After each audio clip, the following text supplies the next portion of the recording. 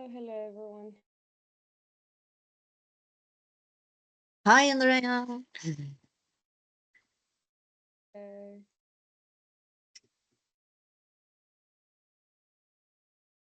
Lenika, can you hear us? Okay, let's start.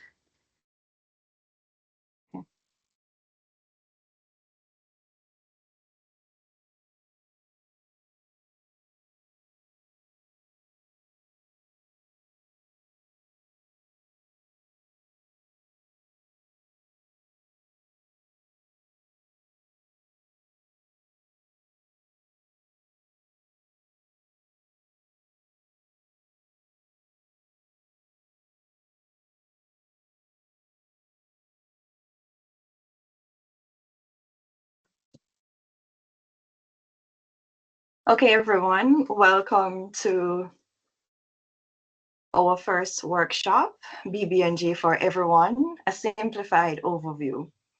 So I will just okay, I think everyone is on, so we will jump right into it.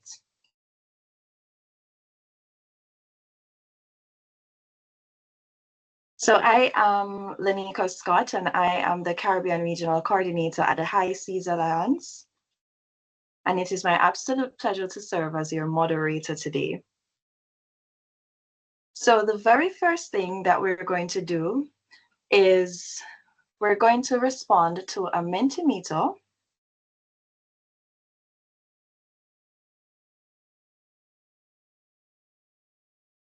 So it should be appearing on your screen in a few.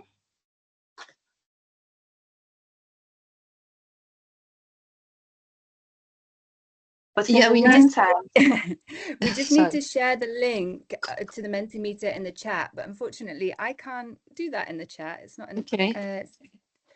So if someone can share the Menti Yes, link. I can do that. okay. Mhm. In the meantime, please feel free to think about when you think of the ocean, what's the first word or image that comes to mind? So when you think about the ocean, what's the first word or image that comes to mind?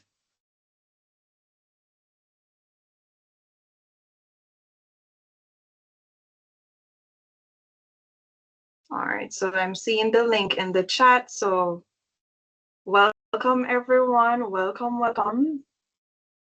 So we're starting with an icebreaker, and the link is in the chat for you to respond.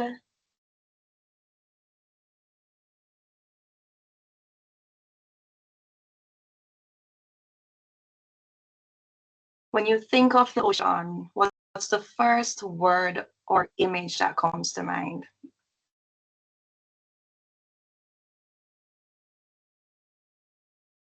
While you respond to the Mentimeter, I just want to welcome you to this workshop. Again, this workshop is really geared towards introducing you to the BBNJ agreement, the Biodiversity Beyond National Jurisdictions Treaty, otherwise known as the High Seas Treaty. Now, essentially, this workshop is just really going to break down what the treaty is. It will tell you essentially the ABCs of the treaty. We'll try to be as simple as possible. We'll try to explain the importance. And of course, we're here to learn from you as well.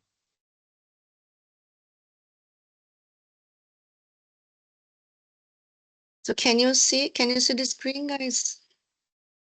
I'm sharing. Yes. Okay. Yes, Okay. I can. Good. So yeah, thank you for your words. Was very nice to see your connection with the sea. Some of the people said peace, life, blue, passion, tranquility, balance, Yeah. freedom, therapy. Okay, thank you. So it's absolutely amazing to see the words that you've chosen to describe the ocean. So at this time, I will invite Karina to give the welcome. Okay. Thank you, Lenika, for the introduction.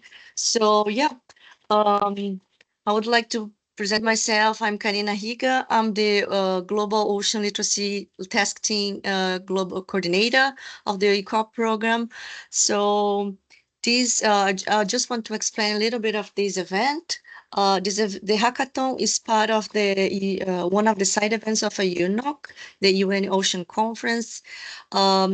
And we organized this event because we would like to bring the knowledge of BBNJ in a very easy way. And this is the role of ocean literacy, to make knowledge accessible. So, and this is the hackathon is part of the Ocean Literacy for Blue Citizenship project that we want to bring all this knowledge to all the people that wants to know about the ocean governance and to understand how they can act at the local level. Né? So this workshop is for the participants of the hackathon, but we was thinking, okay, we are going to organize all of this informative session and full of nice examples, concrete examples, how we can engage, how we can support the ocean governance. Why not to open to everyone? So today, yeah, we decide to open this session, and yeah, and thank you so much for come along with us. So, and welcome, and hope you enjoy it. Thank you, Over to you. Karina. So as Karina mentioned, this is part of the Ocean Literacy for Blue Citizenship project, which is led by the Early Career Ocean Professionals Ocean Literacy Task Team. And it's part of an awareness campaign to essentially build the capacity and raise awareness about ocean governance. So I get asked all the time when I talk about the High Seas Treaty to people, you know, why does the high seas matter? You know, it's so far away. I mean, we have absolutely no connection to to this to this place. It's far, but you know, it's literally known as what is common to humankind. And that's because of, even though we can't see it, we're very much connected to it. Whatever happens out in the high seas has drastic implications for coastal economies. And I can give you two examples. And of course, throughout the workshop, I'll share with you a few more. The first is the fisheries sector. Now, gone are the days when fishermen would be able to go out and catch fish and feed their families. Now, because of all the unregulated activities that has been happening on high seas territories, the implications are being felt near home. Quite a lot of fishermen have to now travel further out to try to get fish to catch, because the supply, it's unable to replenish itself. When activities are unregulated, it leads to unsustainability. And this is why the high seas matter to all of us.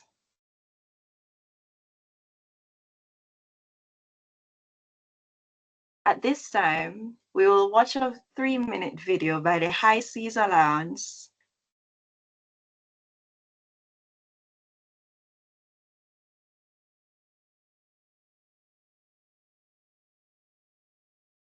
You please confirm if you can see the screen. Yes, we can see it.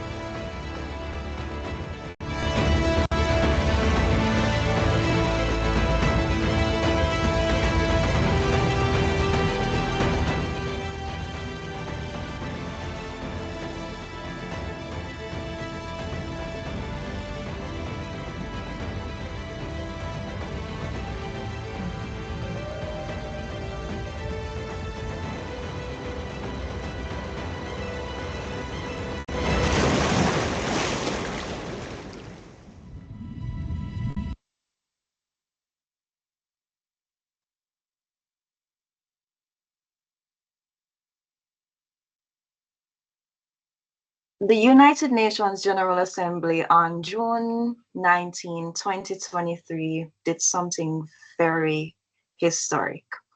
For the first time in history, we've come together to protect a space that has been mismanaged, polluted, robbed of its beauty in an effort to reverse biodiversity loss and ensure sustainable development in the high seas.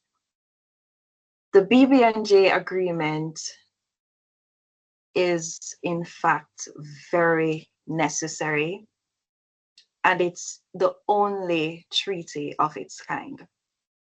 And to explain exactly the underpinnings of the BBNJ, what does it do?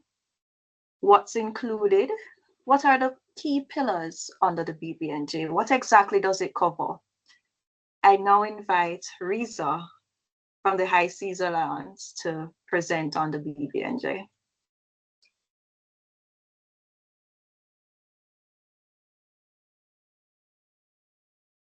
Hi everyone, can you hear me? Yes, we can hear Yes. you. Yes. All right, thank you. So I'll share my screen. But maybe while I'm sharing my screen, if our brilliant participants can share what's the first picture that comes into their mind when they heard about the international waters or the high seas.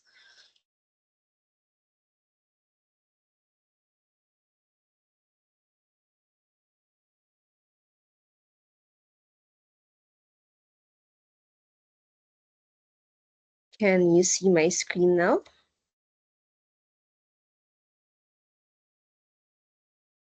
Yes. All right, Yeah. great.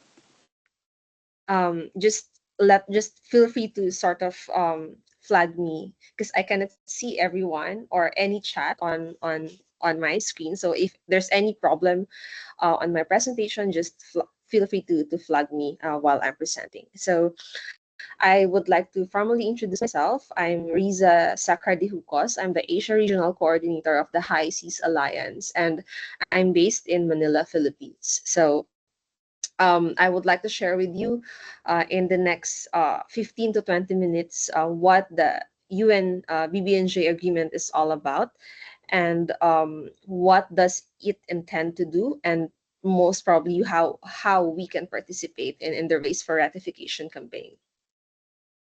So just to briefly introduce the High Seas Alliance, we are a network of over 62 non-government organizations and the IUCN working to conserve and protect the world's high seas, which cover half of our planet.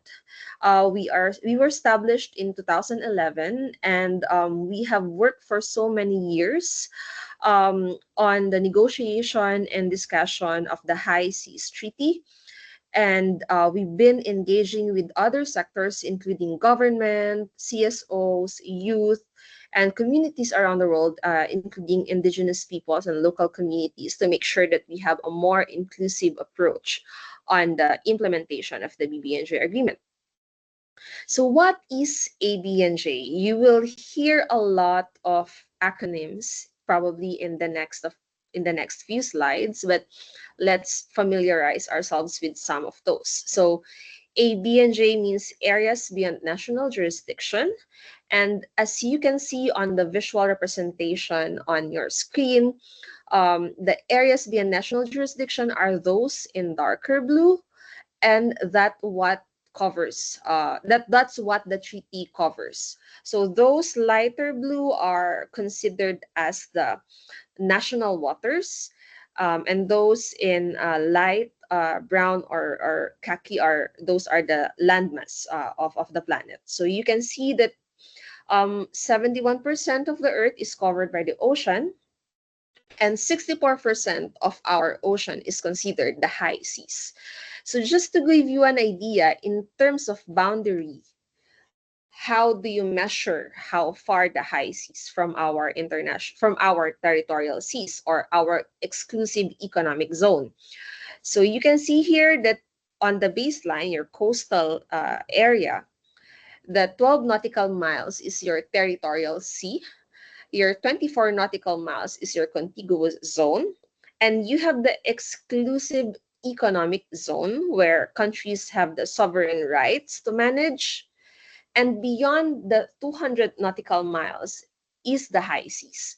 So the treaty doesn't only include the water column, but also the area or the seabed or the seafloor. So the high seas, even though it practically covers half of the planet, it is also the most vulnerable area on our planet. Only 1.5% of the high seas is protected, and this area is in the Antarctic region. So this, or what we call now as the Southern Ocean. So if you are familiar with the Camelar Treaty, it is the governance framework that allows the establishment of network of marine protected areas in the Southern Ocean, but that only comprised around approximately 1.5% of the high seas. And the numbers are telling that, the rest of the high seas, of the remaining less than 50% of our ocean, is very much vulnerable to a lot of unsustainable practices. So why do we need to protect the high seas? So I already mentioned earlier how vast the high seas covers, and there are no boundaries in the ocean. So the health of the global common is tied to the health of our seas, and that includes our coastal waters. Before it, like in my personal experience or point of view, when I think about the high seas before, what I can think of is, a dark place, an abyss. And it's true that, most of the high seas are, deep waters, but there is so much life, and it is considered as one of the largest reservoir of marine biodiversity in the planet. And it is also a crucial component in all Earth's systems, including the, climate regulation, hydrological system, water system, even carbon, as one of the largest carbon sink. It provides a multitude of ecosystem services, aside from its economic value. which the economic value of carbon storage of the high seas is estimated to be approximately 74 billion US dollars to 222 billion US dollars annually. So the high seas global importance underpins also the reliance of coastal communities in terms of livelihood and food security. And given that it covers such a huge area, securing the protection of the high seas will be very critical to achieving the global target of protecting at least 30% of the world's ocean by 2030. You might be familiar already with the Kunming-Montreal Global Biodiversity Framework. It's an ambitious goal to protect the 30% of our planet by 2030, and definitely and mathematically speaking, it would be very difficult to reach the 30 by 30 target of protecting the 30% of our ocean if we do not protect the high seas. So the high seas I mentioned earlier is teeming with life. It is considered as one of the largest reservoir of marine biodiversity. It is considered a treasure trove of ocean life. And many marine species, including whales, tuna, sharks, they spend much of their lives in the high seas, even though they can be observed or recorded within our national waters. But they are highly migratory species, and the high seas are practically their highways and byways of, you know, um, their migratory patterns is practically outside the areas, outside the national jurisdiction, and the international waters are serving as a very important conduit in making sure that the life cycle of these species will continue. And other species spend their entire lives also in the high seas and living and breeding along the mighty submerged mountain ranges that span the global ocean. So later, I will show you a sample footage of what's been done in the Emperor Seamount. And yes, there are a lot of seamounts that are yet to be explored and discovered in the high seas. So only a tiny fraction of the deep sea floor has so far been studied, and it is estimated that millions of living species are yet to be discovered, as well as potential cure for fatal diseases or zoologic diseases. So a lot of potential uses in terms of medicine and probably even pharmaceutical. Um, I would always say that, we are so obsessed, reaching for the stars, trying to, build a station on the moon, trying to discover more about what's on Mars, what's on the other planet. But there's so much down there that we have yet to discover. And it's a pity that, we have been investing so much discovering what's outside the universe, and yet we know very little about our ocean. Given the vast size of the high seas, it also shapes and really affects the global climate. So the visuals in your screen explains how each marine species, each ecosystem in the global ocean plays an important role as climate regulator. Either they store carbon or produces oxygen, or even absorb excess heat. And of course, this is a very much obvious reason why the seas, we are very much connected to the ocean, aside from our cultural and social um, connection. Economic and food security are one of the main ocean is our lifeline in terms of food security and livelihood. The interconnectedness of the ocean means that what's happening in the high seas could also impact what happens in our coastal waters, and even vice versa. There are some activities within our national waters that could potentially impact the high seas. And the high seas provide a critical ecosystem services to coastal communities. billions of people are very much reliant on fisheries and other ecosystem services, including tourism. And some of these, both the combination of the ocean ecosystem services in areas beyond national jurisdiction and coastal waters could range from, provisioning services or resources such as food, minerals, genetic materials, medicinal and ornamental resources, to regulating climate, cultural services, and millions of people living in coastal areas of developing countries, and least developed countries in particular, are very much reliant on, healthy marine ecosystem. So a large number of commercially and culturally important migratory species straddle both the coastal and areas beyond national jurisdiction. So, however, despite the importance and the crucial role of the high seas, there is still, some increasing impacts from human activities that continuously affect the biodiversity of the high seas. So, for example, the fish stocks are in trouble because dwindling stocks near to shore drive boats further to sea for fish. And destructive fishing practices, such as bottom trawling and illegal fishing, are threatening the high seas marine life.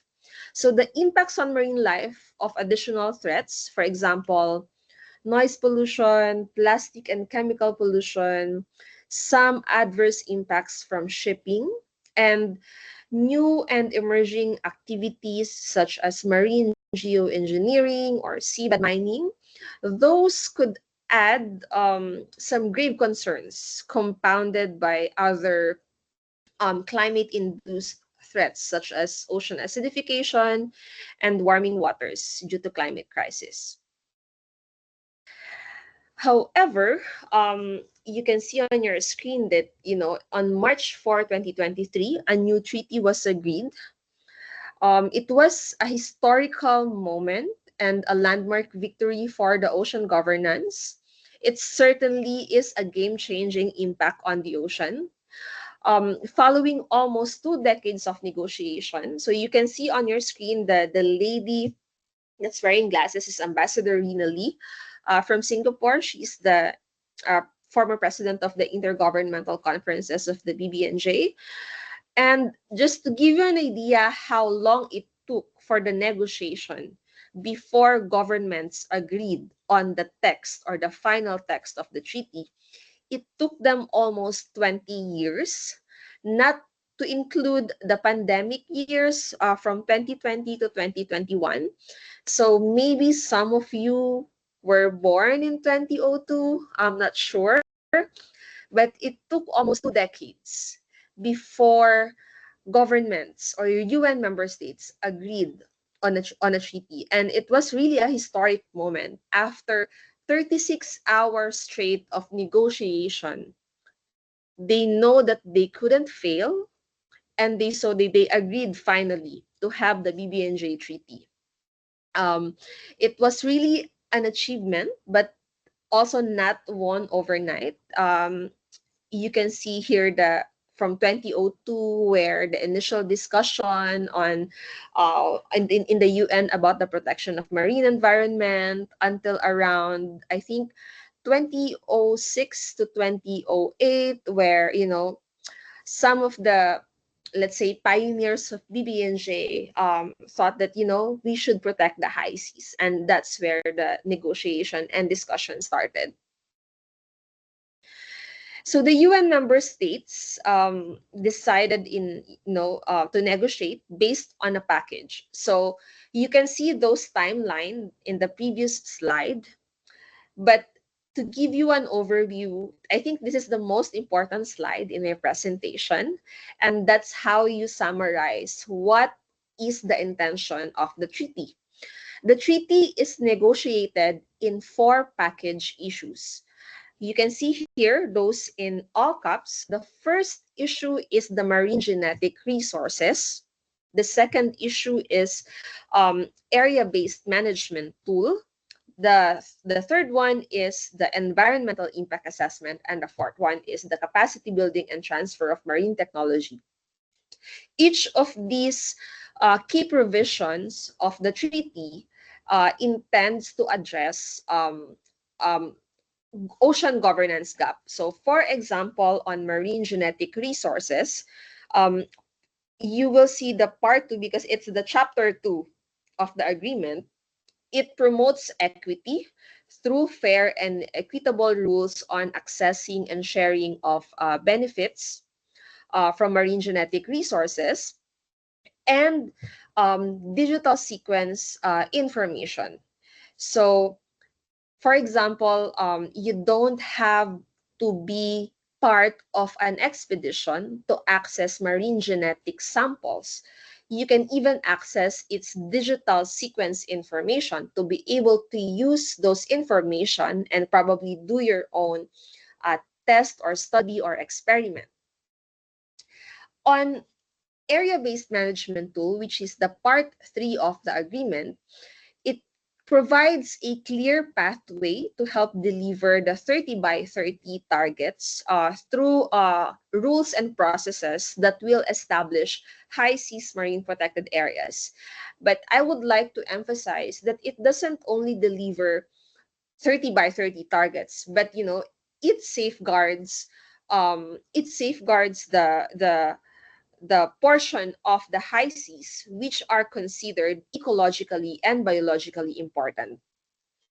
The part 4 of the agreement is the environmental impact assessment, and it prevents harmful activities through a more rigid and robust environmental impact assessment. So any activities that will be done in the high seas should undergo impact assessment to make sure that there will be no significant adverse impact on the marine ecosystem and the ocean marine resources. And the part 5 of the agreement is the capacity building and transfer of marine technology. I would say that the capacity building and transfer of marine technology is both a result or an enabler, because you cannot deliver all of the issues that I mentioned earlier: the marine genetic resources, the establishment of high seas marine protected areas, um, the strict conduct of environmental impact assessment, if you don't have the capacity building and transfer of marine technology, especially for developing countries, small island developing states, least developed countries, and landlocked developing countries. And I would like to emphasize that in the High Seas Treaty, landlocked developing countries have been given special consideration because, even though they are geographically, they have a geographical circumstances that they don't have port access, they still have the right to benefit from the global commons. So these are some of the high level overview of what are the intentions, or what are the benefits and opportunities from the High Seas Treaty. So under the marine genetic resources provision, there are non-monetary benefits and monetary benefits, because under the monetary benefits, for example, a cruise or an expedition who will, for example, they will generate or collect samples, and eventually, if that sample is, discovered to be has a lot of potential commercial value, um, the the potential monetary benefits are indicated to be shared equitably among member states. And the non-monetary benefits is important as much as the monetary benefits, because it provides an open access to scientific data, improving scientific cooperation, and capacity building and transfer of marine technology. And I mentioned earlier that both the environmental impact assessment and the area-based management tools intends to safeguard these global benefits by developing proposals and improving the decision-making and governance of the high seas, by establishing marine protected areas, And of course, consultation on planned activities and related draft environmental impact assessments in areas beyond national jurisdiction. On the high seas marine protected area, if you will scan the QR code on your screen, you will be redirected to our page where you can see some of the potential high seas marine protected areas. And as I mentioned earlier, the BBNJ Treaty provides a legal framework, finally, for the creation of marine protected areas in the international waters. And it could highly, affect how are we going to reach and achieve the commitments to protect 30% of all seas by 2030. And so you will be redirected to this amazing list of potential high seas marine protected areas. And you can see here the visual representation of the world map and where these sites are located. So in my next slide, but I would like to have a disclaimer that the potential high seas marine protected areas are not limited on the sites that are up on our website. There are still lots of biologically and ecologically important areas which are, have huge potential to become marine protected area in the high seas. So I just wanted to share this very, very short and footage. arguably most important carbon sink. Yet the vast majority of it lacks any meaningful protection from multiple stressors, including overfishing, deep sea mining, and fossil fuel exploration that threaten to. So what you see on that very short footage is one of the expeditions done in the Emperor Seamount. Emperor Seamount can be found on the East Pacific, and it is one of the major fishing grounds of many influential countries, not only in Asia but also in other countries from other regions. A lot of interest on the Emperor Seamounts, of course. And if you will check, for example, some hashtags that includes um, um, Nazca Regis expedition, you will see the newly discovered Dumbo octopus and a lot of discoveries in the recent expedition of many research organizations and teams in the high seas. And it's really amazing how marine biodiversity, remains unknown in these parts of the international waters. And lastly, on capacity building and transfer of marine technology, all member states who will ratify the High Seas Treaty has an obligation to cooperate and provide assistance, either directly or through other relevant legal instruments, frameworks, and bodies. Just wanted to mention that those other instruments are other multilateral environmental agreements or regional frameworks. And then, so the focus of the High Seas Alliance is the ratification and implementation of the High Seas Treaty. And we had an ambitious target to have the first 60 ratifications by the third UN Ocean Conference. So where are we now? So this is my last slide. And if you will scan the QR code, you will be redirected to the ratification tracker. And we're now at 21 ratifications. And hopefully, there will be some good news from the EU member states. By the end of May, they will deposit mass ratification. And we're still positive and hoping that we'll get to 60 by UNOC 3. So yeah, that ends my presentation. And I hope I was able to share with you what the treaty intends to do and it's all about. Thank you. Amazing presentation, Rizzo. So we all learned something new or quite a few things today. So while we wait on the slideshow to begin, there's a short slideshow that should start. I have two questions to ensure that everyone was listening. So the first question is, what percentage of the high seas are currently protected? What percentage of the high seas are currently protected? Just drop the answer in the chat. Well, okay.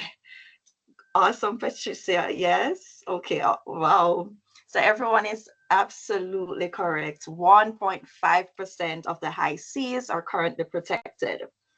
What percentage of the earth is high seas? What percentage of the earth is high seas? Absolutely love that answer, Cosmin. Not enough. What percentage is, okay, awesome. I'm seeing the answer. It's 64%. Amazing. So now we're going to wait, okay, so we're just going to go right into Cosmin's presentation, and he's going to dive into what needs to happen next. So we're going to look at ratification. Riza touched on it a little bit, so we're going to build on that. What exactly is ratification, and why does it matter? Hi, everyone. I hope you're seeing my slides, right? Nice seeing you all today here. I'm gonna be very quick. I'm gonna cover quite a bit of ground, and I only have 5 minutes for this. But I'm very happy to take any questions in the chat if you would like further information. Basically, I just want to very quickly demystify a few terms and the process that will take us from what Riza mentioned with the adoption of the BBNJ treaty to the signature and then ratification of the treaty. So, first of all, what is the difference between signing and ratification? Basically, in simple terms, signing a treaty is just a preliminary endorsement. When a country signs an international agreement, it's signaling to everybody, hey, we agree with the idea and plan to consider to take this treaty seriously. However, when countries are signing it, that does not make it automatically binding for that country. It's basically, think of it as an intention of goodwill, a gesture of attention from that country. So it signifies that that country is taking its obligations seriously. Now, ratification, on the other hand, is a step that makes the treaty binding. When a country ratifies, it formally consents to be bound by the treaty's terms. In other words, ratification is the country's official, yes, we will follow this agreement, and that's basically the point in which the treaty's rules becomes enforceable for that country. Basically, everything that Riza mentioned in the presentation before, those factors would become applicable. So signing it is like an initial promise, and ratification is a definite commitment.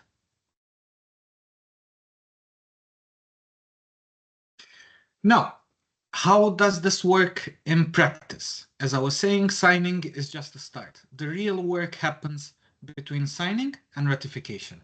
Over here, I'm not going to go into details, but each country has its own domestic process for ratifying a treaty. In practice, it means that the government gets approval either through Parliament or Congress to add that piece, that treaty to the national legislature. Here it's an entire process. A representative of the country signs the BBNJ agreement at the United Nations, and then the leadership will bring it home and present it to the lawmakers. There could be debates, there could be legal reviews, and even new laws to make sure that the country can uphold the new requirements in the treaty. Basically, once all the domestic requirements are met, say parliament votes, for example, the country will then deposit an instrument of ratification with the depository, which is the UN Secretary General, and yeah, that's basically the process in a very, very quick nutshell. Only after this deposit is done does the country become a party to the treaty, meaning that it's legally bound by the provisions it contains. I just want to very, very quickly give you a few examples of some previous treaties and how long it took for them to be ratified. Let's take, for example, the Paris Agreement in 2015. This was a fast ratification, entered into force in 2016, and less than a year it had 55 countries, and it got ratified. UNCLOS, on the other hand, was a completely different story. It took 12 years to gather the 60 ratifications. And then it eventually came into force in 1994. And there's also been, for example, a moderate pace with the Nagoya Protocol, about 4 years to reach the 50 ratifications which were required in that case. Now, the main takeaway from this is that the ratification speed can vary. Some treaties are fast, some take a lot of time to gain the momentum and the support to come into force. Of course, more complex treaties will take a longer ratification period, as you can imagine. Now to move to our next slide. I took all my graphics from High Seas Alliance. They have a really good tracker. I really invite you to visit it. And I would just like to very quickly go over the status of the BBNJ agreement right now. As of today, 115 countries have signed the agreement, which is a strong signal of global support, but only 21 countries have ratified it. So we are only a third of the way to getting the treaty through. A lot of the early ratifiers included small island states and some coastal nations, which, as you can imagine, were very keen to having this extra ocean protection in place. Unfortunately, we are still pending some major players, like the very few ratification from the European Union, very few from the Asia, and basically all the countries. As you can imagine, 21 countries is still a relatively small number. But I think the fact that there's already 115 signatures, it does show that it's gaining momentum. Just a quick aside, you must probably be wondering why 60 ratifications and why this was chosen. Basically, it's a number which is high enough to ensure broad support, so that a small handful of countries can't make the treaty active without wider buy-in, but it's not high to make it impossible to ratify. So it's a reasonable goal, which can be reasonably obtained, just like Riza was saying, within 5 years.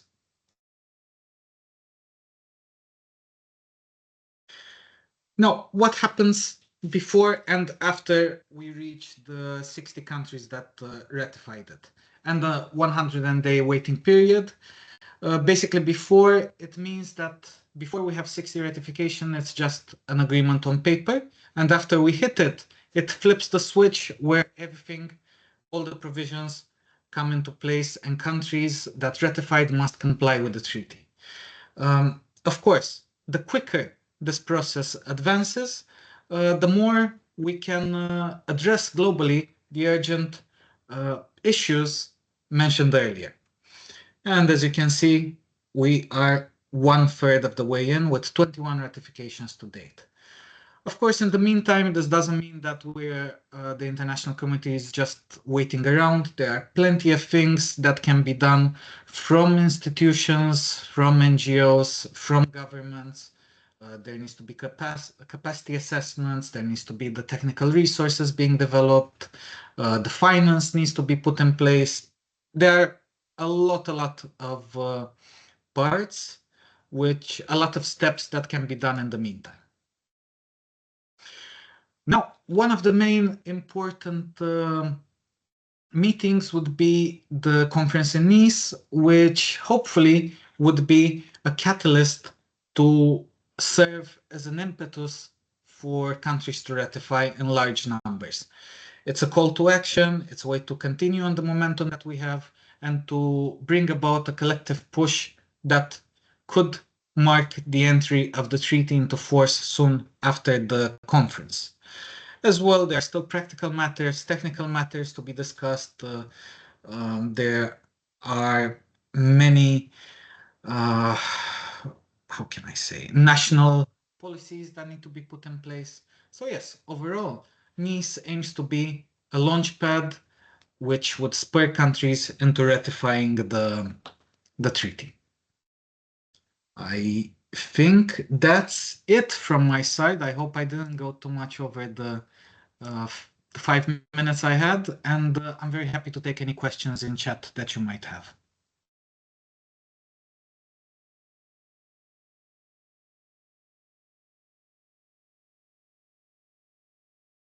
Thank you so much for that very informative presentation, Cosmin. So okay, so we have questions coming in. So how can NGOs and other organizations help in making it a reality? I think this one would be for you, Cosmin. What is the process of ratification for a country? And then I can take the question regarding NGOs when I'm going to wrap up the first part of the session. Yeah. Sure. I'm happy to take the question. Just let me know when. Yes, you can go ahead now because we will wrap up shortly for a break. So yeah. The process of ratification differs slightly from country to country. In most cases, what happens is countries need to bring that piece of that treaty, that piece of legislation back to their legislative assembly, be it parliament or Congress or whatever different national setup they have. They bring it back and there has to be a vote on it. And then once the vote is hopefully positive, what happens is that either gets accepted just from that vote, or it gets put into a separate law, which makes that treaty national law for that country. So the treaty becomes national law in that way. The issue is quite complex. I've read about it. It's a full story, and unfortunately, it differs from country to country. I'm not going to go into more details. No problem. And the next question is, what is the process? What happens if 60 countries do not ratify by September 2025?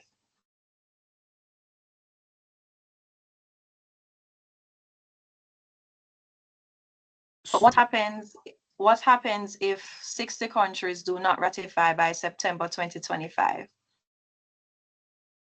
I'm seeing Risa on. Risa, would you like to take that one? Yeah, sure. I could share my ahead. thoughts. Yeah, definitely. We are continue to keep on pushing for countries to ratify. The ideal goal is to have a near universal number like the CBD, like the UN member states in CBD, which has more than how many parties, and that's the same for the BBNJ. In our conversation, let's say for example with other BBNJ leaders like Ambassador Rina, less than 120 could actually compromise the treaty's efficiency, how effective it is and its inclusivity. So yeah, I know that we are some sort of pressed of time. I could help answer some of the questions on the chat box, but definitely we're looking at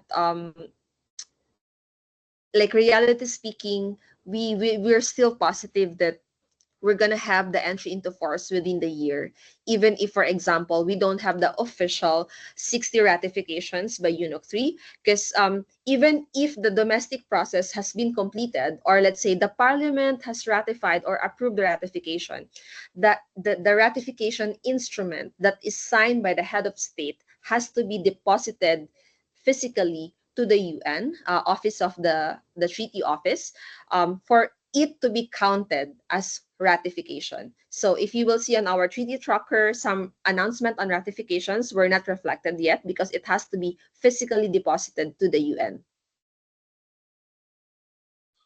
Okay, so we do have to take a 5-minute break shortly. But before we wrap up, I do want the participants to just imagine for a second that your community decides to protect a park.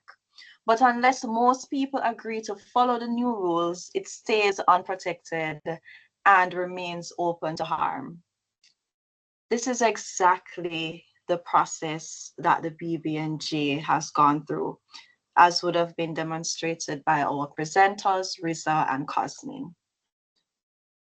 You firstly have to set up the treaty as effectively as possible. You have to negotiate with people who have different opinions about the matter. And this process, of course, the PROPCOM process, is where you will essentially start to frame out what the mechanism will look like.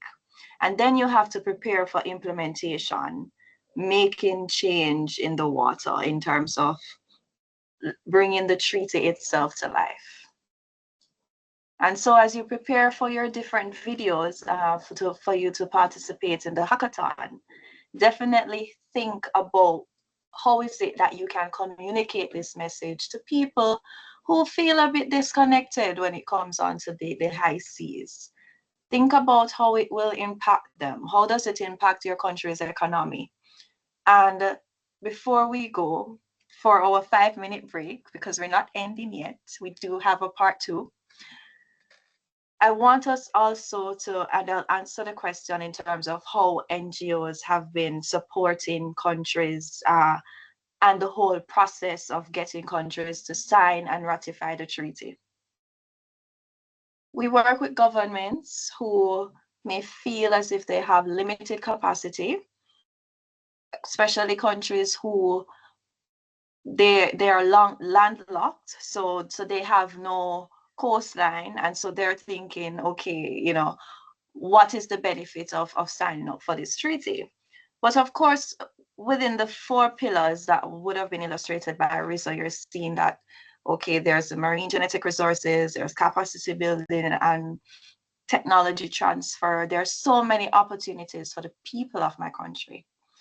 And so we break down what the treaty is, what the benefits are, what it will cost the countries, and the opportunities that will come forth once they sign and ratify. We try to communicate that to governments. We work with other NGOs, we work with indigenous groups, we work with youth, so that they too can understand what is meant by the High Seas Treaty.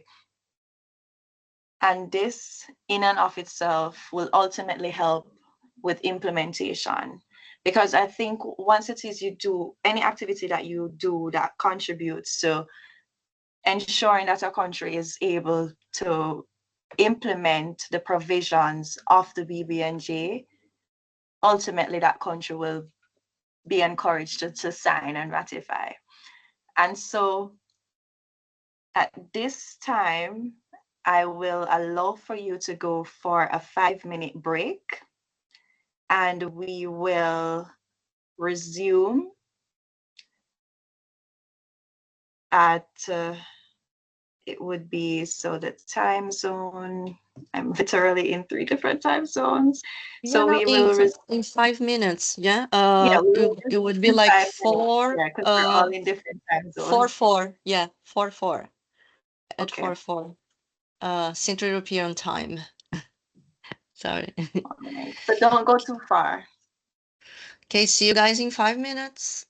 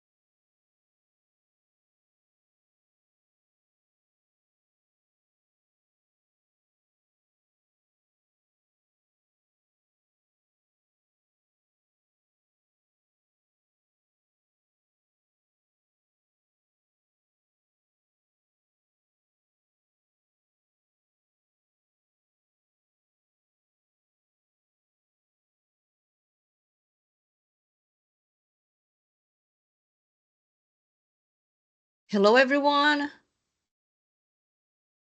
So did you have time to go to the bathroom, take a coffee, to stretch a little bit?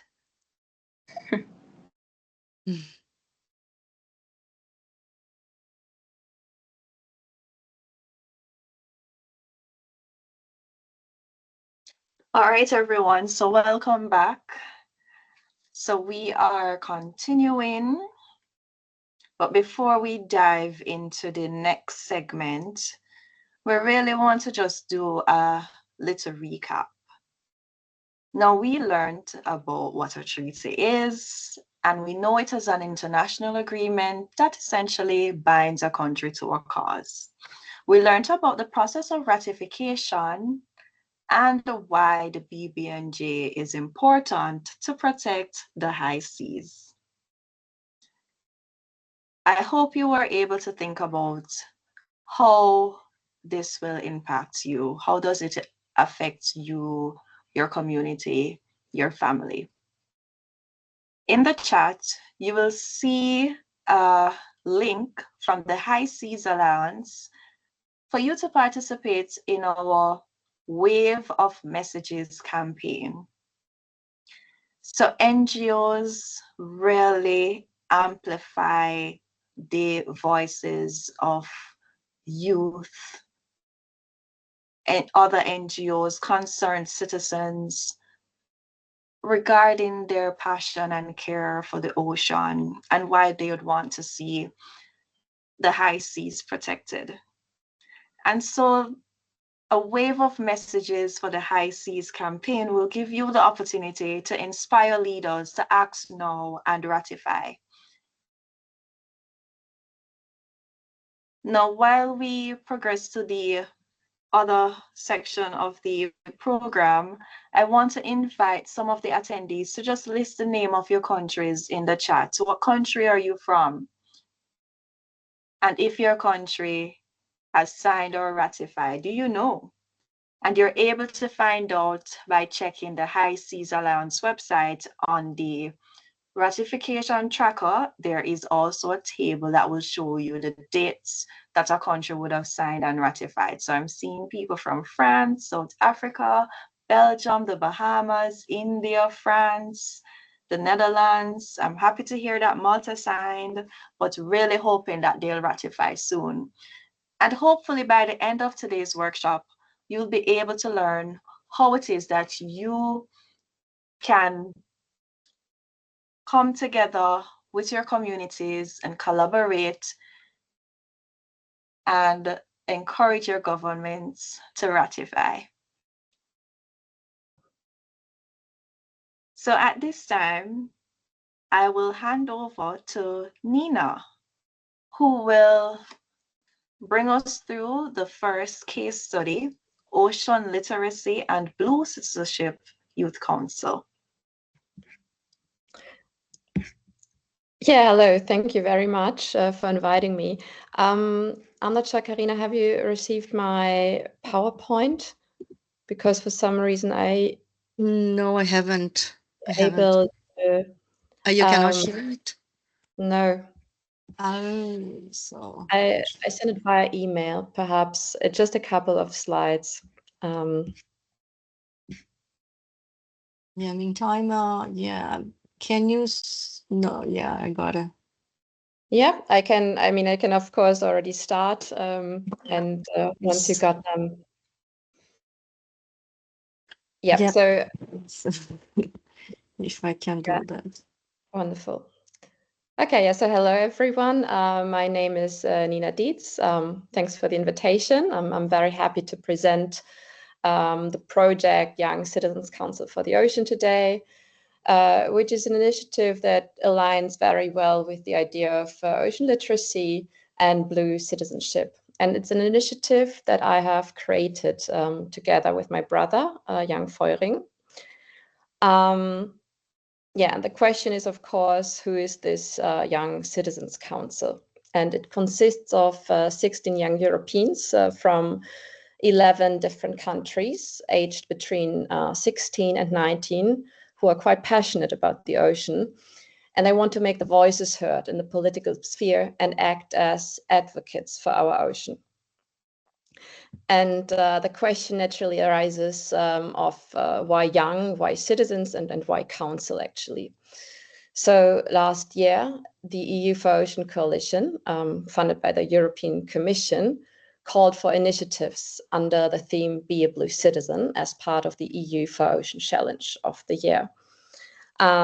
Great, we've got the presentation now. So perhaps if you go to the next slide. Yeah, here you can see those 11 European countries that are represented, the 16 young voices and where they're coming from, as I've said, between 16 and 19 years old. And on the next slide, you can already see the topic of the EU for Ocean Challenge. So the ocean, symbolized by blue, affects us across national borders. And likewise, we share a transnational responsibility to protect it and manage its resources sustainably. And it's certainly not the only issue where we should learn to cooperate in a cosmopolitan spirit instead of blocking progress with national egotism. But actually, in few other global challenges is this necessity so fundamentally built into the issue, the ocean itself.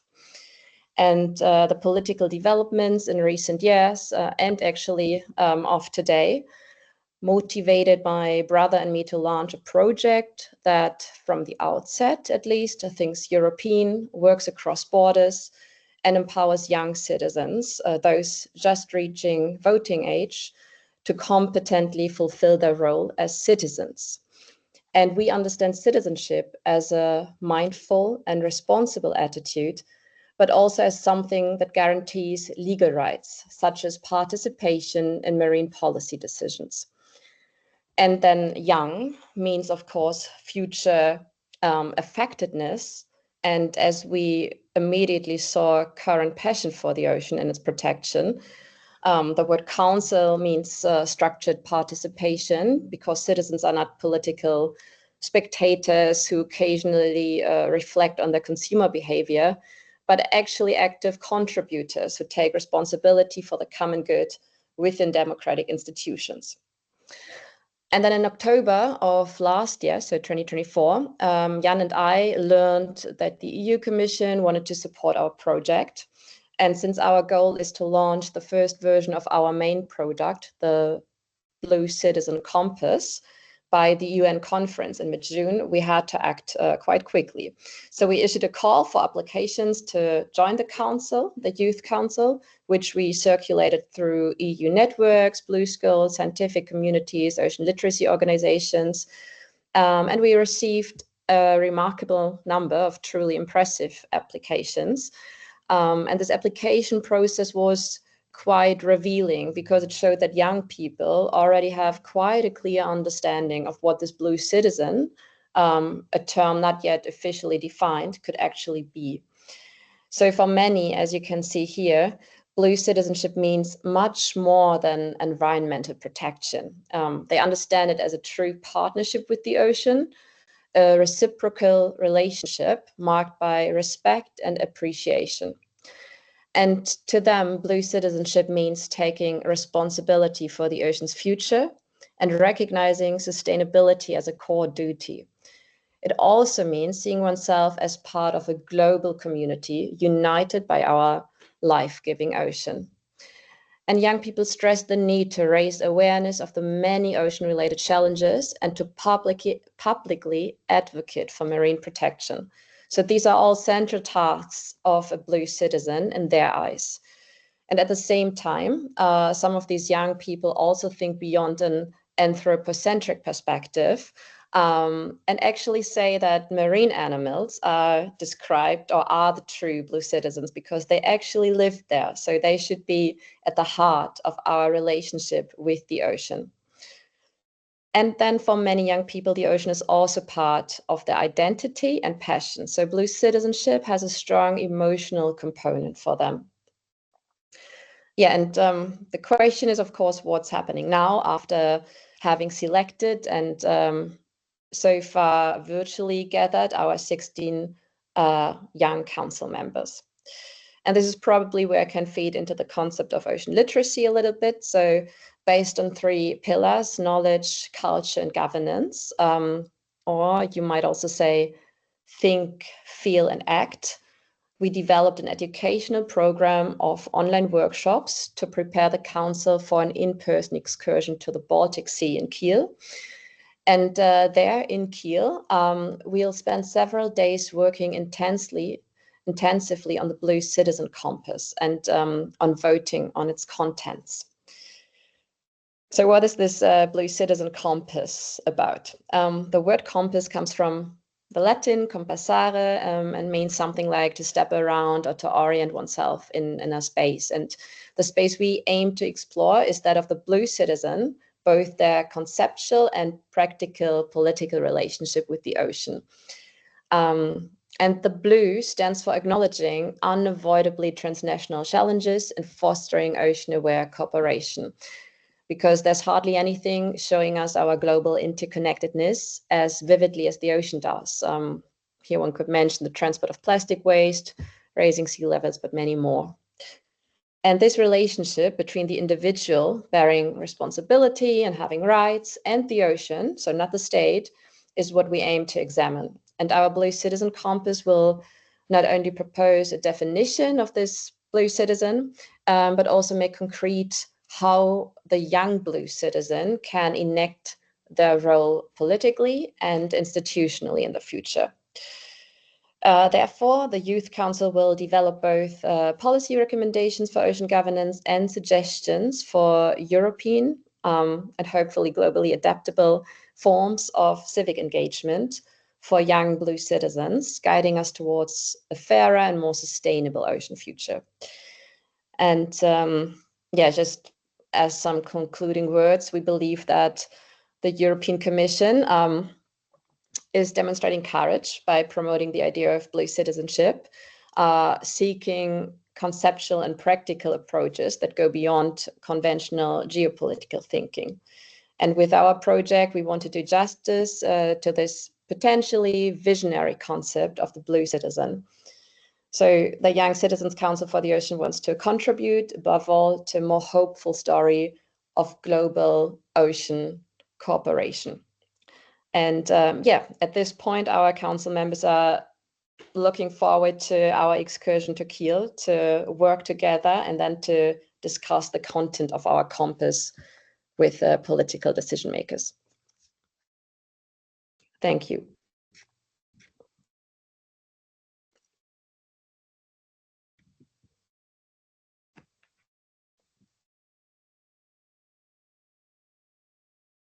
Thank you, Nina. And if someone has a question for her, so write in the chat and we can read afterwards, okay?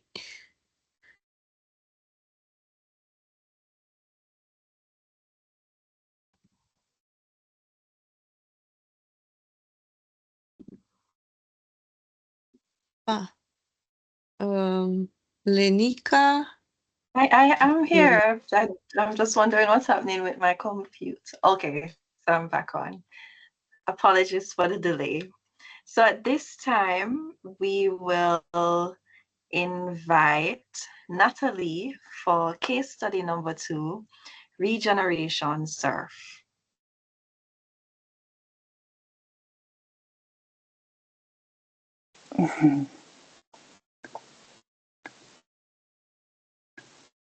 Hi everyone, I'm just setting up my screen so I can share it. Thanks so much for the workshop and for seeing everyone here. And can you just let me know if you can see my screen okay? I can't hear you.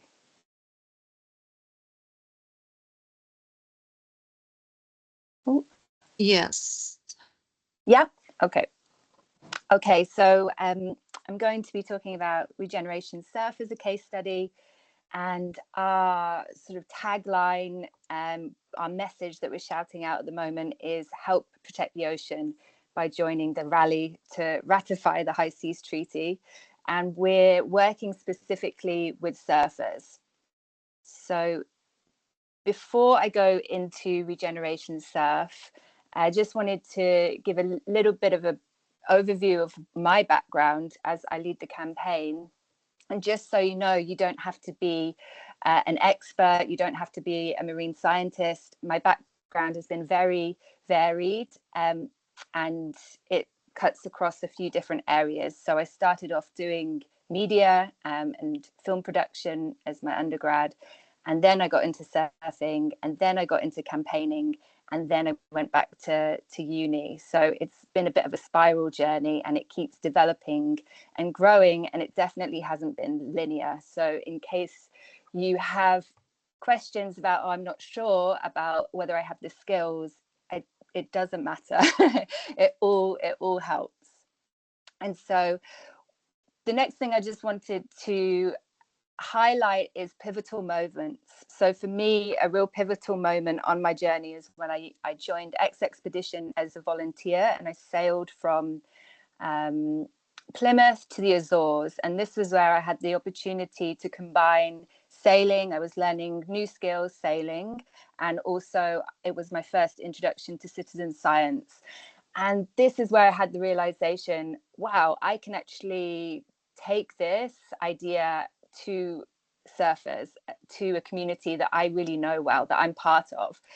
So that was really pivotal for me, and it kind of birthed the idea of my project, and also allowed me to target my research during my MSc into ocean literacy and surfing. And this was really helpful because it allowed me to collect data, and it allowed me to kind of challenge the assumptions that I had. It allowed me to feed on the ideas that I already had.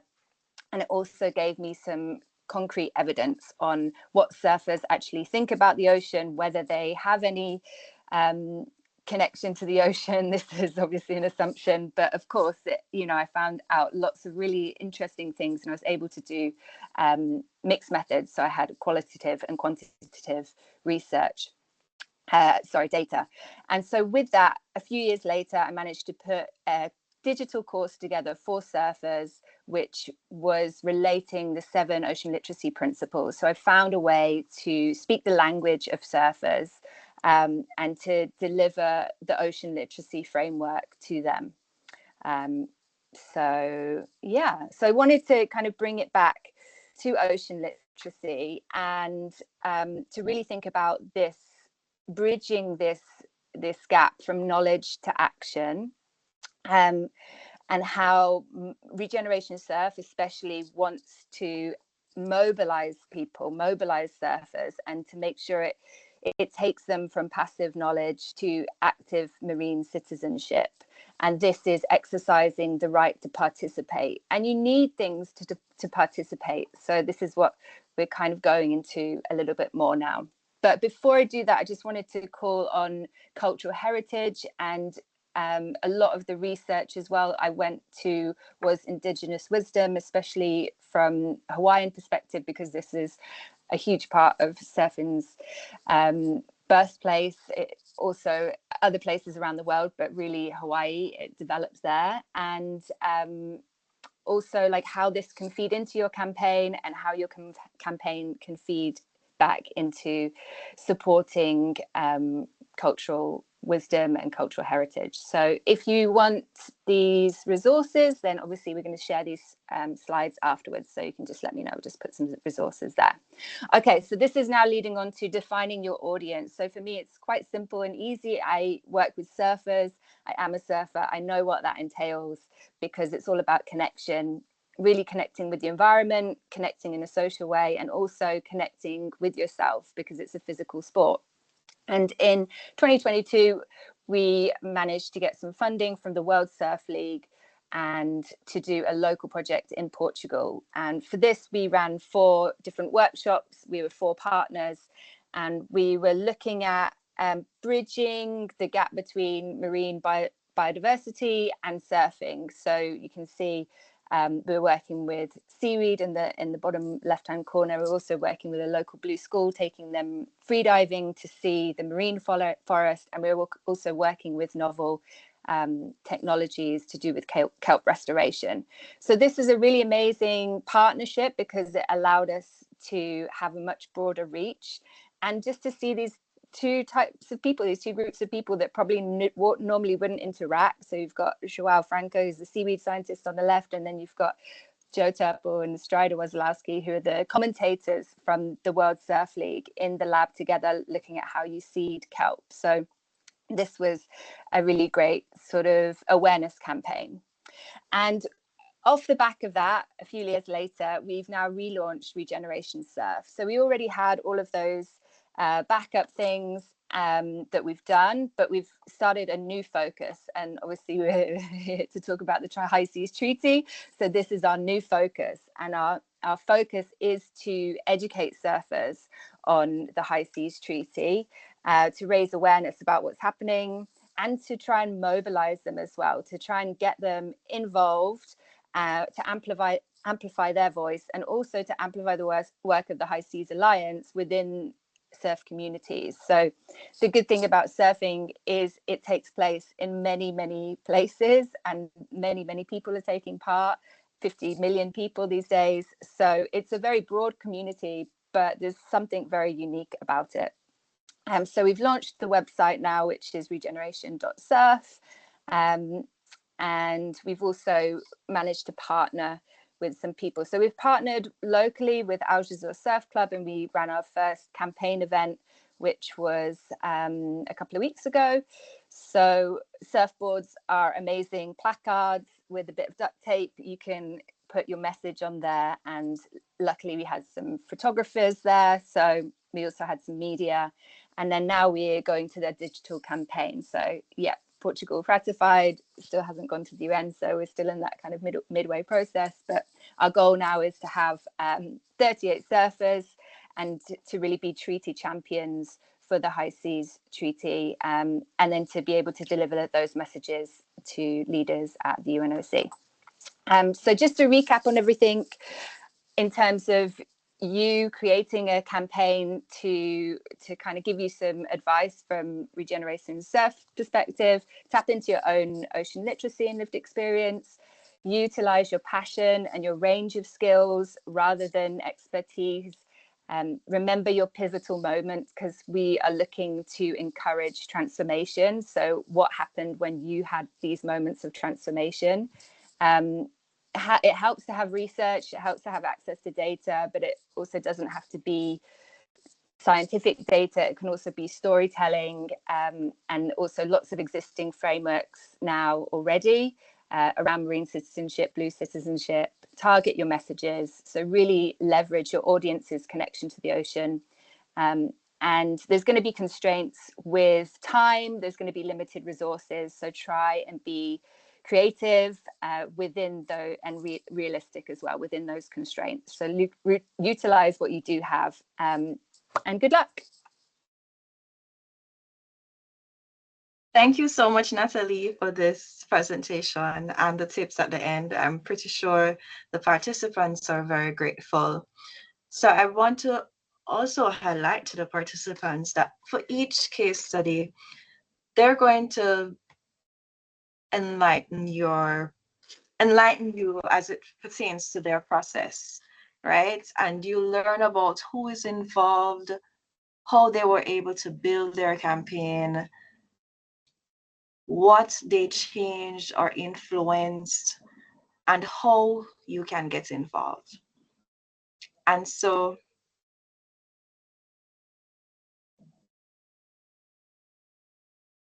at this time, we have another case study, Common Oceans Project, Commons Ocean Program Project, but I'm not seeing, do we?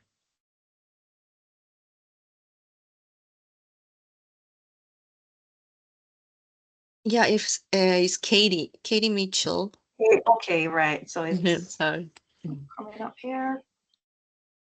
So Katie. Hello. Hi.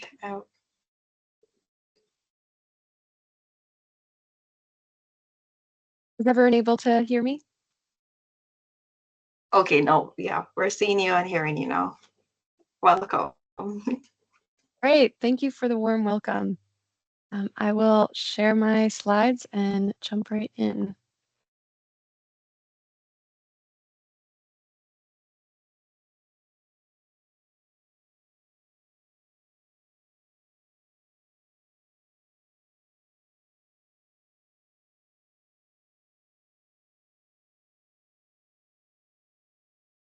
Okay, can you guys see my slides? Yes. Thank you. Thank you for having me today. My name is Katie Mitchell. I'm a policy analyst with the Global Ocean Forum, and we are also working on the Common Oceans cross-sectoral project. So today I'll be presenting a case study about this project to highlight our global, regional, and national stakeholder engagement through the project.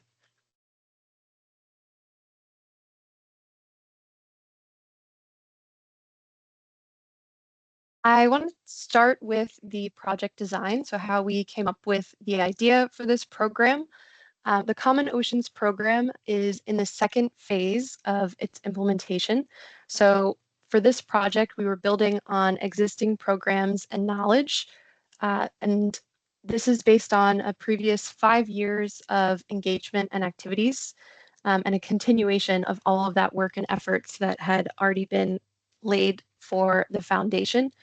So in this way, we weren't starting from scratch. We were taking interested partners and the knowledge base that had already been developed and adding to that to strengthen our overall project and its design.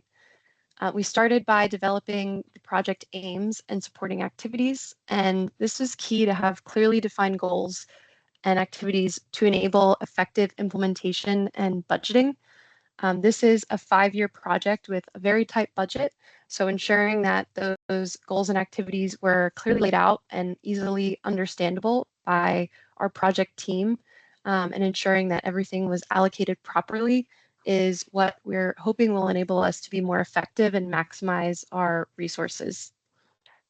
We also started by identifying relevant and interested partners, and we wanted to try and find partners and stakeholders that had the capacity and the skills that were relevant to support our project.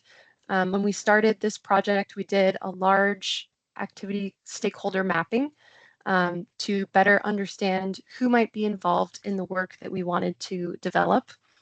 And in order to identify the partners that would actually be working directly on this project, we also wanted to be sure that they had the time and the skills that they would be able to be contributing to the project and work as partners, and that they would also be benefiting from the project activities. And then finally, we started to determine pilot regions to focus our project action. A pilot region can be really helpful to test ideas before larger implementation. Think about, for example, if a chef is testing a recipe in small batches in a kitchen before rolling out that recipe at a restaurant for larger consumption. So for our pilot regions, we wanted to find specific geographical areas or populations where we'd be able to test the ideas that we were hoping to develop with this project, so that we could do it in a more controlled setting before hopefully being able to transfer that to bigger implementation and a wider audience. And so from there, we came up with the overall structure of our project with 2 key components. The first component of the project is focused on capacity building. So we're working with marine areas beyond national jurisdiction and actors involved in marine areas beyond national jurisdiction, or ABNJ. And we wanted to try to build capacity for sectoral and cross-sectoral cooperation. Cross-sectoral cooperation entails partners or stakeholders from different industries, for example, the fishing industry, the mining industry, conservation industry, different sectors that are operating in marine areas beyond national jurisdiction, trying to build capacity for those different sectors to work together and build cooperation and collaboration to have more effective management of ABNJ areas. And the key goal of this, as you can see on this slide, this is maybe a little technical, but we have the key activities that we're focused on under each component highlighted here. And our main goal for component 1 is to develop a training program so that we can provide targeted training for those ABNJ actors to give them the tools they need to develop effective management strategies. Second component, which is directly linked to the first component, is improving knowledge about ABNJ issues and governance. So there is a lot happening in the ABNJ space. In some of the presentations earlier, you've learned about the complex frameworks, the different agencies that are involved, the environmental concerns. There's a lot happening within the ABNJ space. And right now, we found in our initial surveys that there is a lack of centralized access to knowledge about ABNJ issues and governance. So one of the focal points of our project is trying to create knowledge resources and also create ways for people that have ABNJ knowledge to share that knowledge with each other and to build that knowledge exchange to, again, try and support and develop more effective management in these areas. And we also want to disseminate any knowledge that was generated by our project, the cross-sectoral project. So we have two main pathways for engagement. First, engaging with the media and the public, and also engaging with specific communities that are involved in the ABNJ sphere. And the communities we focused on are the BBNJ community, so those involved in the process of the BBNJ agreement, and also the international waters community, which is a large consortium of partners, stakeholders, and organizations that are working on marine and freshwater issues globally. So going back to how we started this project and identifying our project partners, I want to recognize everyone who's involved in this initiative. We're part of a global alliance that is the Common Oceans Program. So this is what I mentioned, that we're in the second phase of this program. And this program has several smaller projects, one of which is our project. All of these projects are working in the ABNJ space and trying to focus on different sectors within the ABNJ space. So because we're part of this global alliance, we're focusing on governance strategies and developing management. Other projects, for example, are focused specifically on fisheries. They're focused on specific regions. And as we're part of this global alliance, we have an exchange and a network of collaborators that are sharing knowledge, sharing information, sharing partnerships, and supporting our initiatives to amplify the overall work of our projects in one centralized alliance. The project is overseen by the UN Environment Program, and the Global Ocean Forum, where I work, is the executing agency for the project, which means we're responsible for the day-to-day management and running of the project itself and coordinating our project partners. We have 6 main project partners that form up the main project team. And then we have an additional 22 partners that are a part of the wider work that we're doing, that were identified because they're working in similar spaces, they're doing initiatives that complement the work that we're doing, and they can support some of our project work without being directly involved in the daily management and implementation of activities. So this graphic on the right here is sort of showing how these partners can expand and bloom out. So at the center, we have the project management unit. So that's the team that is managing the day-to-day at the Global Ocean Forum. We're in charge of the reporting aspects, coordinating among partners, trying to recruit and identify stakeholders, and ensuring that we're meeting our project goals that have been established. From there, we have our regional project partners who are working in our pilot regions. And these are partners who are based in the regions that we're targeting, who have that expertise and understand the lay of the land in these areas, allowing us to lean on their knowledge to figure out how we can best move forward and develop project activities that will actually meet the needs of what is happening in these regions. From there, we have global project partners.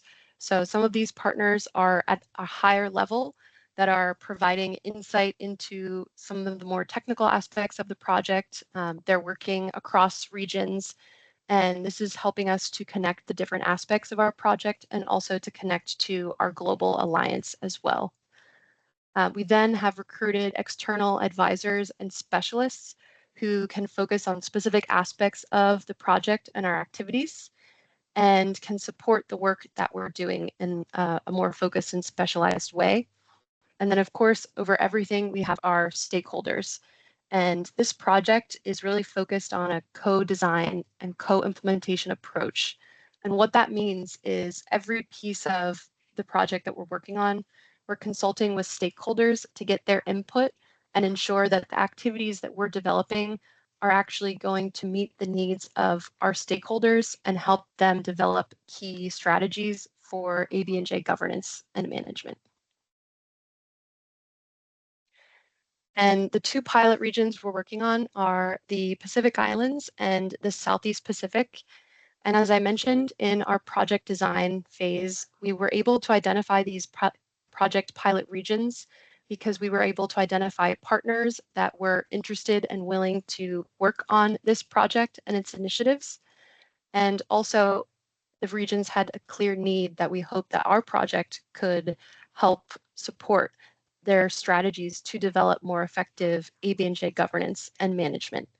So within these pilot regions, we have identified target countries that have committed to working with our project.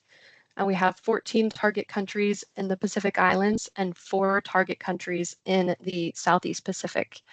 And most of our work is focused on working with those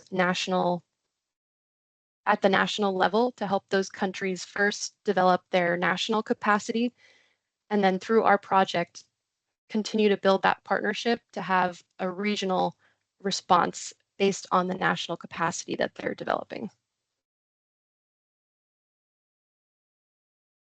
Once we started our project, this is a graphic outlining some of the key sectors that are operating in marine areas beyond national jurisdiction.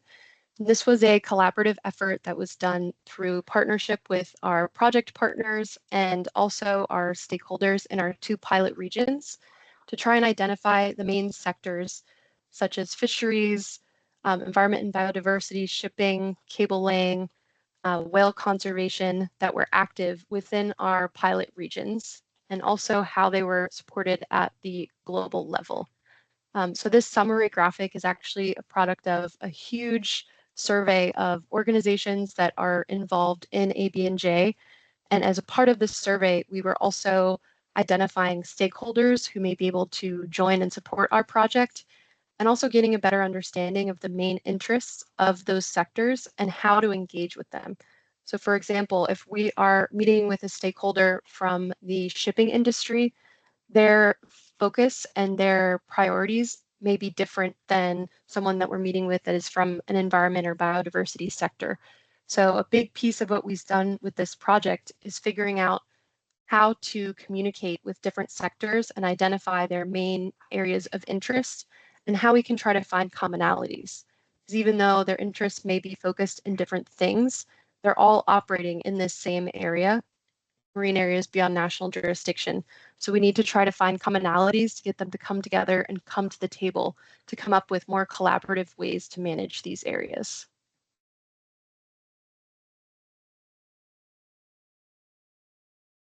To identify our initial stakeholders, we came up with targeted stakeholders that we could reach out to during the first 1 to 2 years of our project implementation. We're now in the second year of our project implementation. We started first with our project partners that I had mentioned.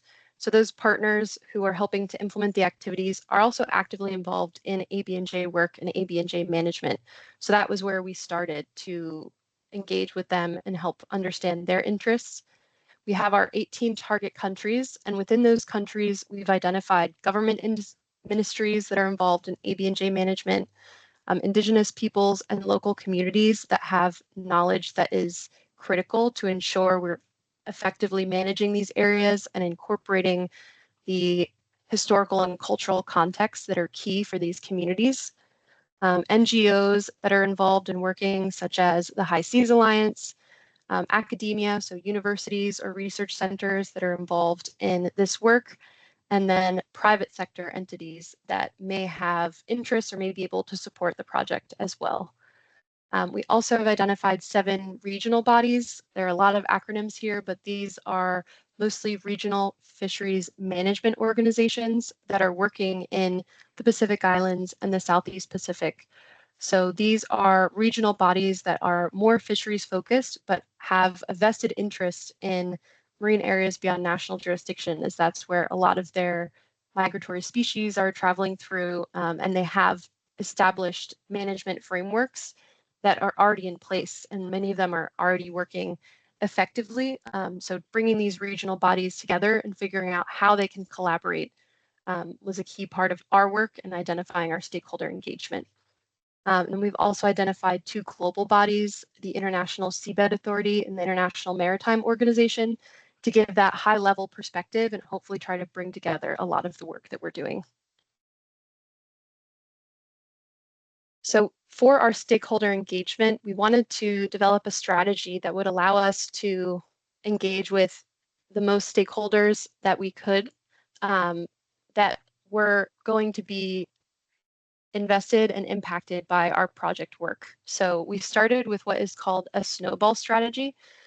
So this is where you start with targeted stakeholders. So for example, starting with our project partners who identified in our pilot regions, and then leaning on their expertise to get recommendations for who else we should include in the project, who's involved in these areas, and who would benefit from our programs that we're developing, and also who could share knowledge and expertise to support the development of those programs, because it is a give and take. So starting with a small targeted number, you can see starting with the red person, this graphic on the right here, you can very quickly expand that engagement so that you're following the pathways and following the expertise of your key partners to expand your network until you're able to target and identify a wider range of stakeholders that are critical to include in this project and its work. We also are deferring to national and regional expertise and knowledge, as many of our organizations are not working directly in the countries where we're targeting or in our pilot regions.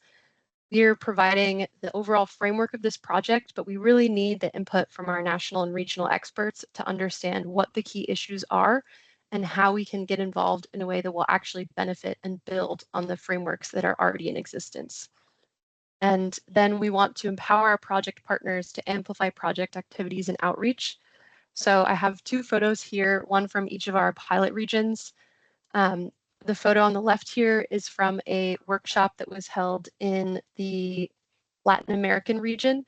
And one of our project partners from the Comisión Permanente Pacífico del Sur received training through our project and was empowered to attend that workshop and both share the work that we were doing with our project and encourage partnerships from other groups working in the region to better understand where their ABNJ interests are, how they could get involved, and what knowledge could be beneficial to share in this context. And so from this workshop, she was able to engage with an additional 30 stakeholders who then were able to support our project activities and in turn gave us knowledge that helped us to better define our programs and come up with training and support that would be beneficial for stakeholders in the region. And on the right is a stakeholder from the Pacific Islands. And this was a great example of maybe an unexpected way to connect with stakeholders. We had a lot of partners that were participating in a regional conference, and we're really looking for more expertise on fisheries interests in the region. And based on the advice of our regional partners, we had an excursion to a local fish market where we were able to bring government representatives to connect with fishers who are actually working, who are selling products in the market, and to better understand their concerns and what their interests are in terms of ABNJ, or if they were even aware of developing ABNJ issues. And so this was a great exchange of information and a way to connect some of our more high-level stakeholders with tangible work that was going on. And this was, I think, a really impactful way to gain more interest among government stakeholders and also ensure that critical local perspectives are still incorporated into our project. We also want to try to connect to build trust and collaboration. particularly because we're designing a training program. We need our stakeholders to understand and feel comfortable with us and the work that we're doing so they can share where there may be gaps in training or things that aren't working as well. Initially, when you're connecting with someone, they may be hesitant to share that knowledge. They might be worried that it could be a bad reflection on their organization or how they're operating. So trying to connect and build trust is key so that stakeholders are comfortable sharing what is really happening so that we can support their efforts and enhance what they're doing. And because this project is working at a global level and at a regional level and distributed over a wide area, there's a lot of virtual connection. But what is really critical is also ensuring that there are opportunities for in-person engagement. In the first year of our project activities, we weren't really able to have any in-person connection.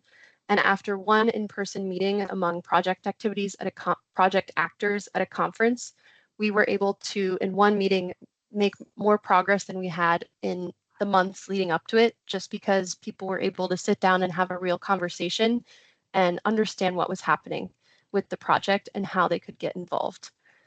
So these are some of the different events that we've participated in, shown in photos here. We were able to organize a workshop at the 10th International Waters Conference, and this was a great way to engage with high-level international community and get them more aware of the work that we were doing and also get a lot of feedback on what priorities could be to develop our training program. We've also participated in some regional BBNJ workshops, which were key to connecting with our national stakeholders and getting them aware of the project and soliciting their support to help us develop our programs. And then finally, we participated in the first session of the BBNJ Preparatory Commission. And I want to focus on this event as this is where we were able to really jumpstart a lot of our stakeholder engagement. Hi, Katie. We have only 1 minute left. Okay. Okay. Thank you. Thank you. So I'll close with this slide then with 1 minute. I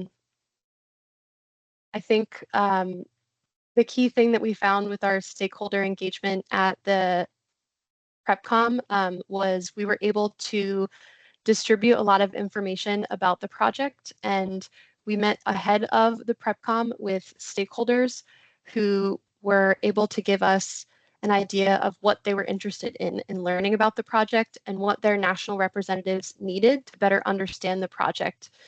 So some of that was what kind of language we needed to include in our project outreach, translating project materials from English to Spanish so that we were able to engage with stakeholders in our different pilot regions.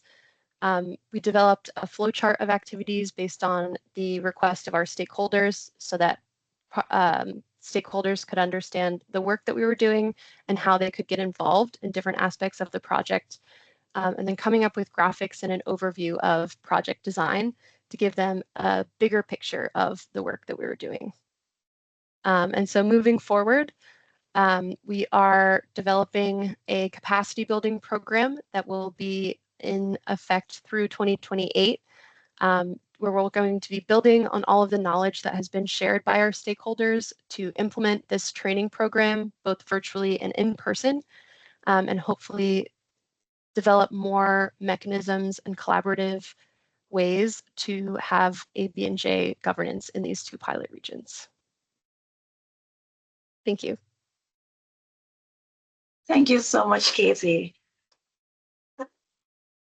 So I know that we are oversaturated with information, and it feels so good to have experienced all that would have been shared today.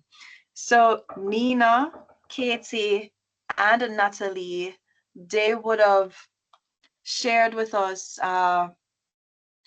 about their different organizations and the processes that they would have gone through to build and scale. At this time, I want to invite you to ask any questions that you have. Post the questions in the chat.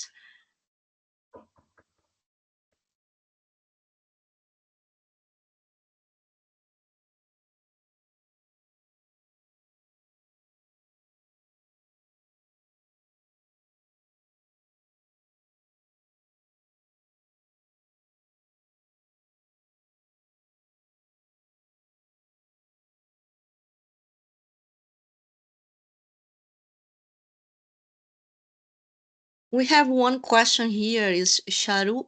She asked to Katie, if you may please throw some light on how to raise funds for such a multi-stakeholder initiative.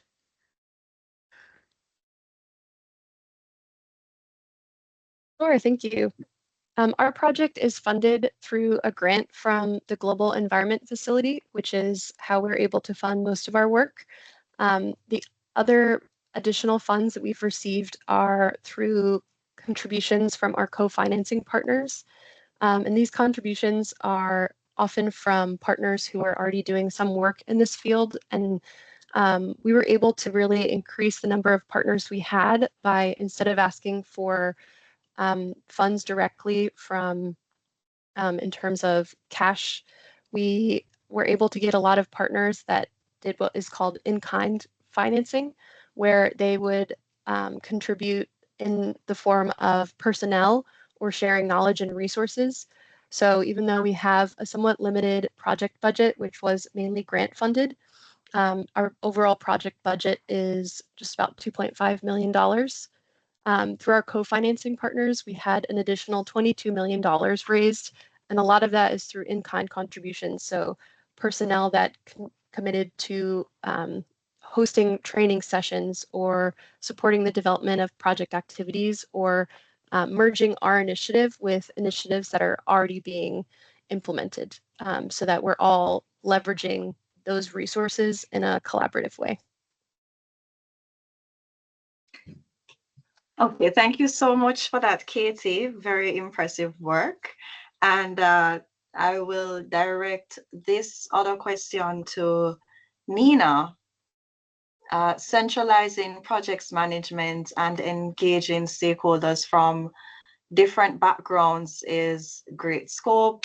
What is the most effective action that you have used to keep all stakeholders and information connected to the centralized project management?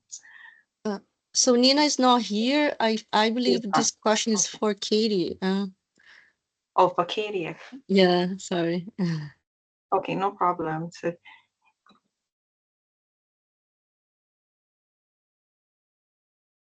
Sure, thank you. I'm just going to read that question one more time. Thank you for sharing that in the chat. I think there is not really a singular strategy to streamline the management and keep all of our stakeholders engaged.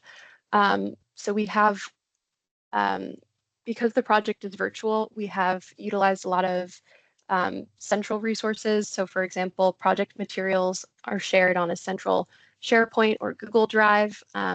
We do regular coordination meetings that are tailored to different time zones. So for example, keeping in mind that because of different time zones, staggering meeting times so that one region is not always at an inconvenient time or at a disadvantage. So that's equally distributed across partners. And then also embracing more informal ways to communicate and stay engaged. So connecting with people on WhatsApp or making yourself accessible in that way. And then tracking all of the engagement that we have. So for example, we have large spreadsheets so that we know which stakeholder has been contacted by which partner and when, and all of that information is logged. And it's, so if you're trying to target a specific stakeholder, maybe working in the deep sea mining sector, you have that as a reference point and you can see who has a relationship with them, who's been engaged with them, so that you're not continually targeting the same stakeholders. And that really helps with stakeholder fatigue, where the same stakeholder may be contacted 5 different times. By the 5th time, they might not be as willing to engage. So ensuring that all of that is tracked and it's you're not taking too much time and effort from stakeholders is really critical as well. okay, thank you so much, Katie. And this brings us to the end of the workshop. I do want to encourage all participants to check the chats. There is a link, a Mentimeter link posted to facilitate your reflection on the 3 case studies that would have been shared with you. So head on over to the Mentimeter link so that you can reflect on what the common themes that would have emerged from all 3 case studies. So it has been a wonderful day today, and we learned quite a lot of new things. But today we're going to leave empowered. We're going to try to identify ocean issues in our community, connect with groups, and start collaborating. So I want to encourage, it's something that I always do when I do a high seas event, or for us as ocean advocates to connect with each other. So you can share your LinkedIn profile link in the chat if you'd like to connect with each other. I think it's always important for us to build our network with the very people that we're learning about this new interesting international agreement with. So at this time, we will have the emoji reaction wrap up activity. Okay, so we're now showing the Mentimeter on screen. Very happy that you enjoyed the workshop. I'm seeing the positive feedback in the chat. We're so happy that you enjoyed it, and I'm seeing that many participants are sharing their LinkedIn link. Don't forget to click on the link for the Mentimeter so that you can participate in the reflection in terms of how do you feel about being a Blue citizen? How do you feel about being a Blue citizen? So do click the Mentimeter link in the chat.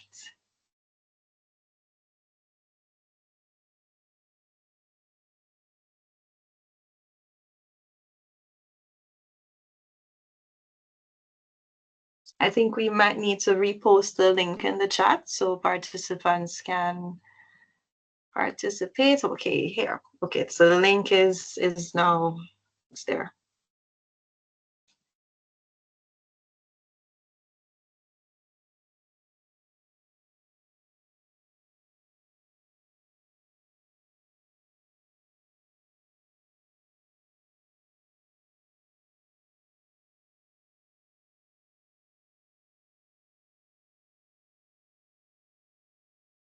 Awesome. So I'm seeing that people are curious, people are inspired, people are feeling empowered, people are feeling ready to act.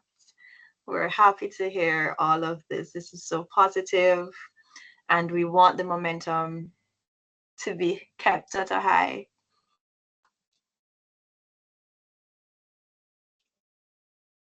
So we really want to thank you so much for your participation today. Thank you to the presenters who took the time out of their busy schedules to educate us about what the High Seas Treaty is, the process of signing and ratifying the treaty, and how exactly we can participate.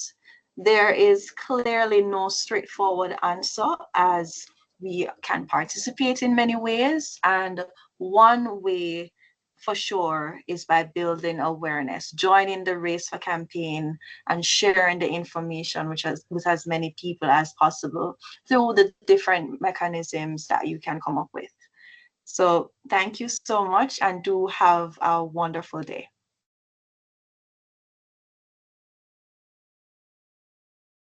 Thank you.